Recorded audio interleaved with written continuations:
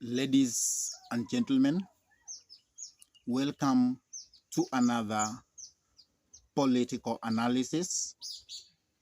And today we are going to analyze 1 year that President William Samuel Ruto has been in office as the President of the Republic of Kenya. We want to know what President William Samuel Ruto has done in this 1 year.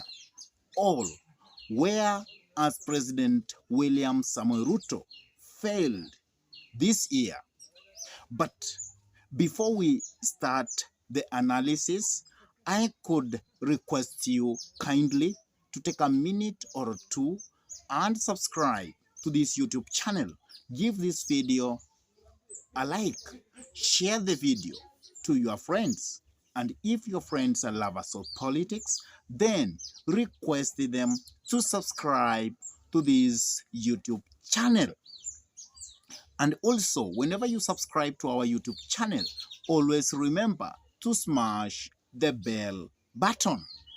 Now, before William Samuel Ruto took presidency of this nation, he sold himself as number one Asola of the Republic of Kenya.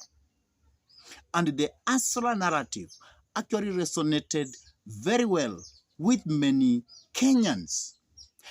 And that is why on 9th August 2022, many people lined up and elected President William Samuel Ruto to serve in his first term.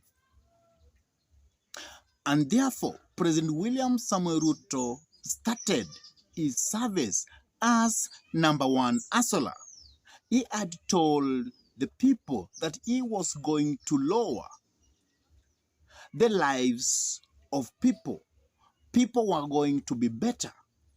And the common mwananchi, that means mtu wa bodaboda, mtu wa kiosk, they were going to grow up the ladder because the economical growth was number one thing that William Samuel Ruto promised to the Asolas in this nation. And when William Samuel Ruto took into office, there was one thing that he did and which made people to be humiliated. He came up with the Finance Bill 2023. And this Finance Bill was going to show how the government of Kenya was going to collect tax from the Kenyans. And in the Finance Bill, we had the housing levy. And in the housing levy, anybody who was actually being employed, it was going to be deducted 1.5% of his or her salary. And at the same time, he raised VAT for petroleum products from 8% to 16%. And because of the fuel VAT, it made the cost of living to skyrocket, which was already quite high. And most of the commodities, which are actually essential to human lives, their prices got skyrocketed, and it became so difficult for the people of the Republic of Kenya. And because of that, that is why Raila Amolo Odinga had to call mass protest in the Republic of Kenya. And because of the mass protest, then President William Samuel Ruto actually agreed with Right Honorable Raila Amolo Odinga that they were going to form a committee, the Dialogue Committee, which was going to look at various issues where the cost of living was among the issues. And also, William Samoei Ruto, being in the seat of presidency, he had what we call fertilizer subsidy. When he came up with fertilizer subsidy, most of the basic commodities were very high. The grains like maize grains, wimbi, beans, they were actually quite high.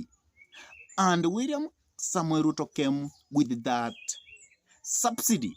He put a subsidy on fertilizer so that many farmers were able to produce enough. And because of that, we can say that Kenyans, they have time to breathe, because some of the commodities which Kenyans need in every day, like unga, it has actually come down. And this has been a relief to most of the Kenyans. And also, William Samoei Ruto had another hard thing to do, because President Uhuru Muigai Kenyatta had left Kenya with one of the biggest debts in the Republic, which was around 12 to 13 trillion. And if William Samoei Ruto could not have increased some of the taxes, then the country could have not been to pay those loans which actually the country had borrowed from IMF and World Bank, also what we call the Eurobond.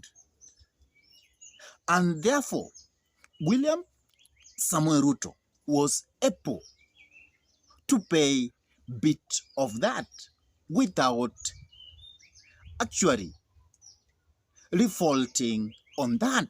So that is a plus to William Samoei Ruto. Another thing that William Samoei Ruto came up with is about the housing levy. This housing levy has caused a lot of havoc, and people have taken this issue to court, and the courts have actually said that the housing levy is discriminatory, and they have said that it is not constitutional and it should be left. But William Samoei Ruto has said that he cannot leave the housing program. The projects must continue. And that's why he had used something which made many Kenyans to be agitated. He said that he was not given the sword just to chop what we call vegetable, but to chop those individuals who are against the Republic of Kenya, meaning that who are against the housing levy, those people who are taking the government to courts. And that brought a lot of controversy in the Republic of Kenya.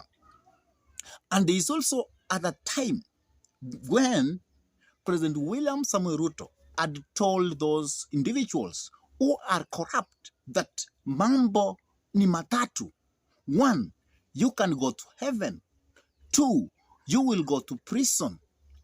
Or you leave Kenya or uame Kenya. So that also brought a great controversy. That what does the president mean that you can go to heaven? And because of all that, that's why recently one of the research company actually related President William Samoei Ruto, and it gave William Samoei Ruto a D plus, that the president is below the par in terms of performance. And his deputy, Rigathi Gachagua, was also rated with a E,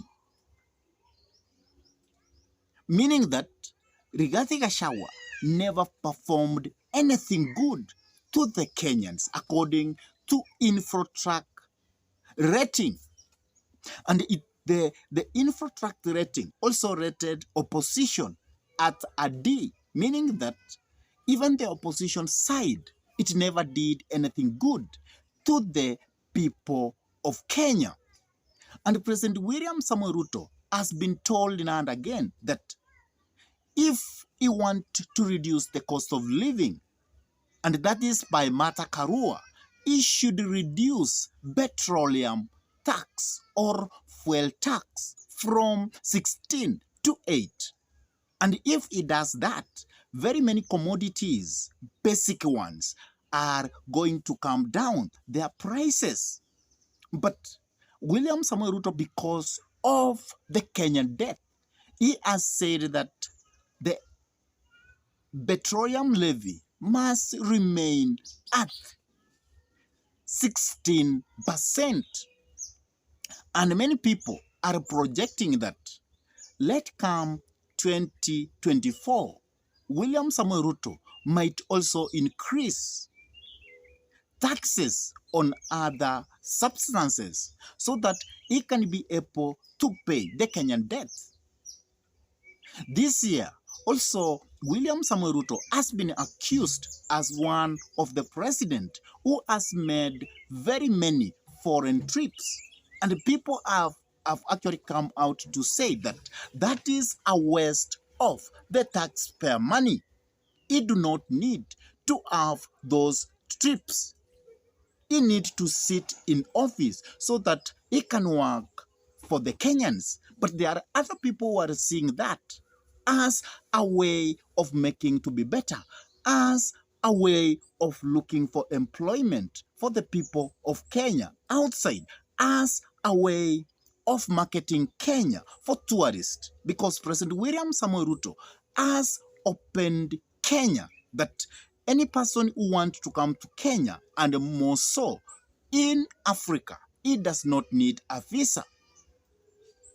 So that is actually what William Samoei Ruto has been able to do and to achieve this 1 year he had been in office. What do you think about all that? Please drop your comment in the comment section below. And if this is your first time to pump into this YouTube channel, I request you kindly to take a minute or two and subscribe to this YouTube channel. Give this video thumbs up. Share the video to your friends. And if your friends are lovers of politics, then request them to subscribe to this YouTube channel. Because by subscribing, that is the best gift you can give to me as we finish 2023 and as we usher in 2024, the year which many people are saying Kenya is going to move in the right direction. And with that, I say thank you until we meet in our next political conversation.